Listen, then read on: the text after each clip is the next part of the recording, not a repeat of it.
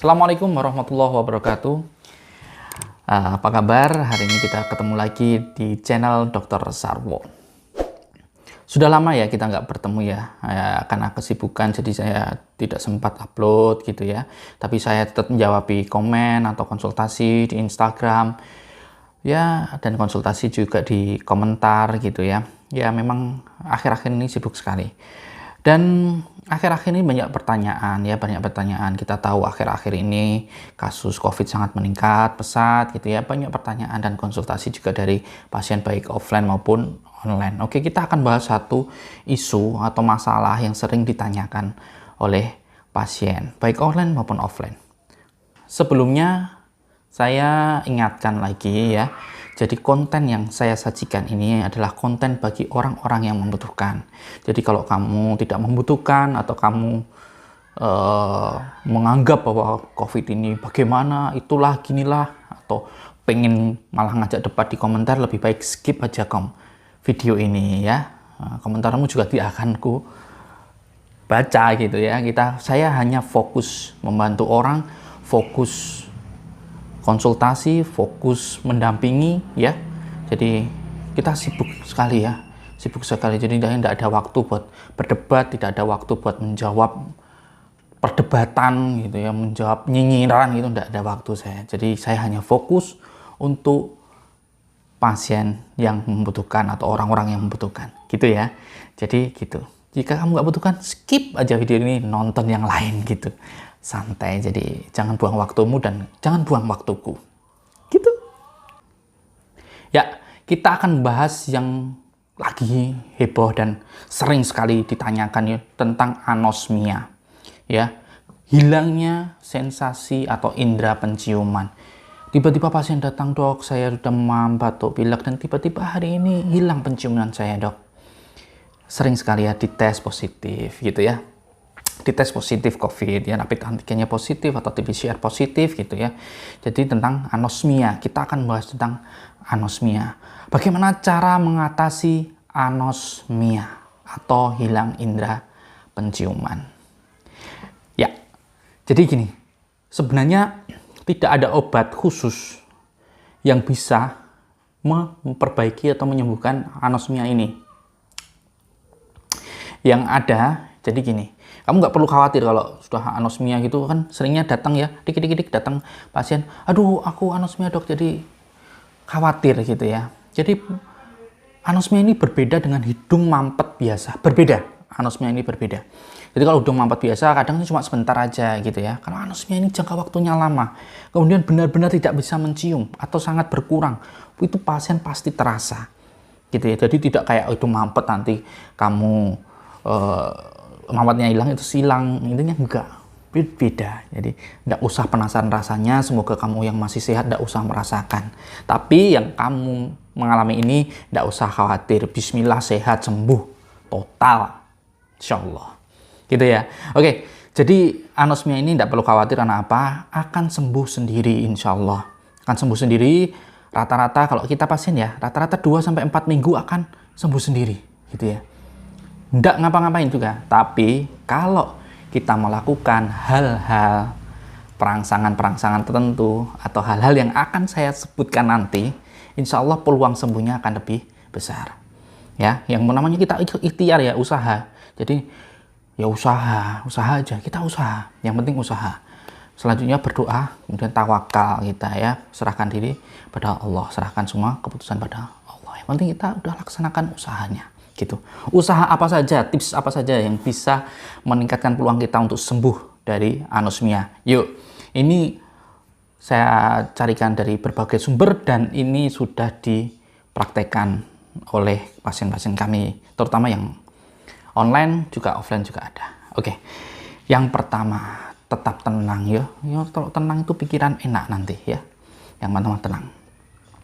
Yang kedua tetap rangsang indera penciuman, tetap rangsang. Dengan apa rangsangannya dok? Bisa dengan bau-bauan apa ya, kayak misalnya minyak wangi, minyak kayu putih gitu, enggak apa-apa, kamu mau cium langsung boleh. Ada itu yang bentuk yang dijual di apotek, inhaler itu boleh ya, disiup itu, aromaterapi inhaler itu boleh aja.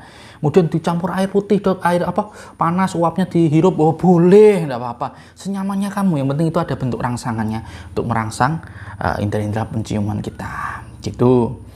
Itu lakukan terus pagi sore gitu, lakukan, enggak apa-apa untuk merangsang gitu ya. Kemudian apalagi yang bisa kita lakukan? Yang bisa kita lakukan yang kedua adalah cuci hidung ya. Cuci hidung, kamu bisa carilah tutorialnya di YouTube, ini banyak cuci hidung gitu ya. Cuci hidung nanti sudah banyak yang berbagi tentang hal itu, jadi saya nggak akan mengulangi. Silakan cuci hidung. Kalau yang muslim ada yang namanya istinsar gitu ya, menghirup dan menghembuskan. Jadi kalau dalam wudhu nanti kamu bisa cari-cari juga di YouTube itu ya, istinsar itu seperti apa ya.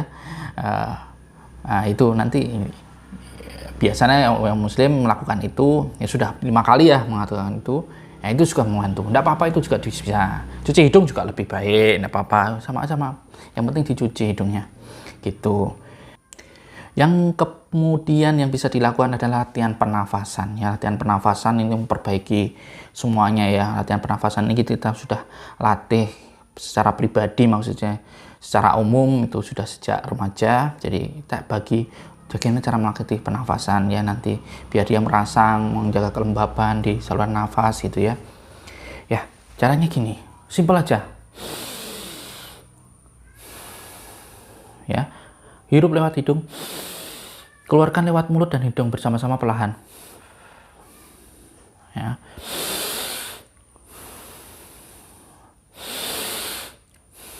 Itu lakukan 3 kali 10 pagi sore.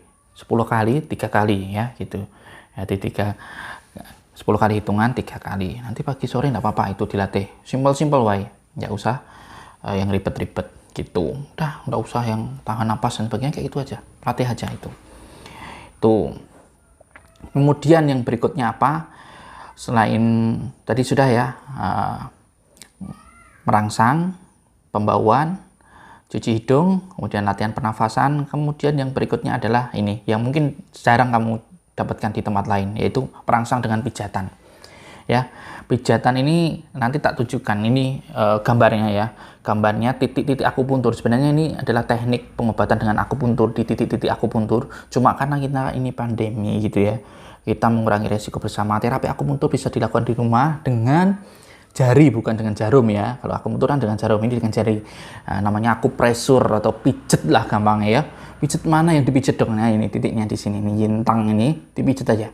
Gini ya. Bisa sini, gini ya. Ya, dipijet aja. Berapa kali hitungannya? Ya bolehlah 3 kali 10 perhitungan gitu ya. Gitu ya. Sudah, gitu pagi sore boleh, pagi sore gini ya. Nih, nah ini nanti akan merangsang juga. Kemudian titik berikutnya yang ini. Nah ini kan cuping hidung. Nah di antaranya cuping hidung ini ada 1, 2. Nanti kamu perhatikan gambar di sini ya. Yaitu 2. Ini gak boleh dipijat. Yang pijat aja gini. Yang bawah, yang agak atas, yang di sini gini, pijat aja ini.